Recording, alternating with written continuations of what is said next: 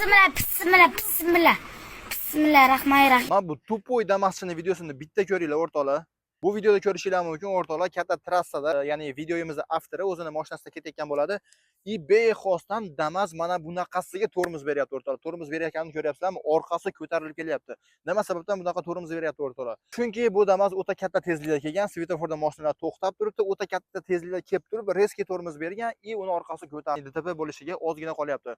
O'rtoqlar, Damaslar kundan kunga, ya'ni oxirgi payt yomon, juda ham tez yuryapti o'rtoqlar. Damaslar ehtiyot bo'linglar, iltimos, ya'ni Damaslar nafaqat o'zlarining hayotiga, ya'ni bu ko'chada ketayotgan, boshqa trassada ketayotgan boshqa insonlarni ham, boshqa haydovchilarni ham hayotini xavf ostiga solyapsizlar. Damaslar akalar, ya'ni o'zlarining optiga ishonib, ya'ni shuncha yildan beri men mashina minaman, o'zimga uveraman deydi, o'zlarining ya'ni tajribalariga ishongan holatda juda ham katta tezlik bilan yurishadi. Avgollarni ham bilay, xullas Damas akalarni haqida gapirmasam ham o'zingizlar bilasizlar, ular qanaqa mashina minishligini. Damas akalar, oyoq bo'linglar, iltimos bu ishlarni to'xtatinglar.